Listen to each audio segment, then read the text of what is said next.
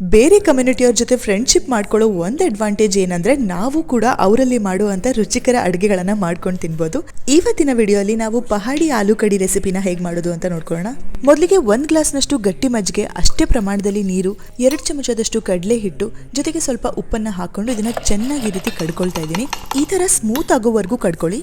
ಈಗ ಪ್ಯಾನ್ ಅಲ್ಲಿ ಎಣ್ಣೆ, ಸ್ವಲ್ಪ ಜೀರಿಗೆ, ಮೆಂತೆ ಕಾಳು, ಸ್ವಲ್ಪ ಕೊತ್ತಂಬರಿ ಬೀಜ ಅಥವಾ ಧನಿಯಾ ಪುಡಿ ಜೊತೆಗೆ ಬೆಳ್ಳುಳ್ಳಿ, ಮೆಣಸಿನಕಾಯಿ ಹಾಗೆ ಕರಿಬೇವು ಸೊಪ್ಪನ್ನ ಹಾಕೊಂಡು ಬೆಳ್ಳುಳ್ಳಿ ಕ್ರಿಸ್ಪ್ ಆಗೋವರೆಗೂ ಅದನ್ನ ಚೆನ್ನಾಗಿ ಫ್ರೈ ಮಾಡ್ಕೊಂಡು ನಂತರ ಈರುಳ್ಳಿ ಹಾಕಿ ಅದನ್ನು ಫ್ರೈ ಮಾಡ್ಕೊಳ್ಳಿ.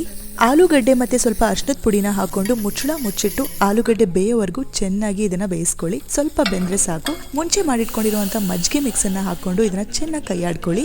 ಸ್ವಲ್ಪ ಕುದಿಯೋದಕ್ಕೆ ಶುರು ಆದ್ಮೇಲೆ ಕೊತ್ತಂಬರಿ ಸೊಪ್ಪನ್ನ ಹಾಕೊಂಡು ಚೆನ್ನಾಗಿ ಕೈಯಾಡಿ ಇದನ್ನ ಮುಚ್ಚಿಟ್ಟು ಈಗ ಒಂದು 10 ರಿಂದ 15 ನಿಮಿಷ ಆದ್ರೂ ಚೆನ್ನಾಗಿ ಕುದಿಯೋದಕ್ಕೆ ಬಿಡ್ಬೇಕು. ಇದನ್ನ ಚಪಾತಿ ಅಥವಾ ಅನ್ನದ ಜೊತೆ ಕೂಡ ತಿನ್ಬೋದು ಅಂತ ನನ್ ಗೆಳತಿ ಹೇಳಿದ್ಲು. ನಿಮ್ಗಿದು ಇಷ್ಟ ಆಯ್ತಾ? ಹಾಗಿದ್ರೆ ಪ್ಲೀಸ್ ಲೈಕ್ ಮಾಡಿ. Veg food manual signing off. ಬಾಯ್.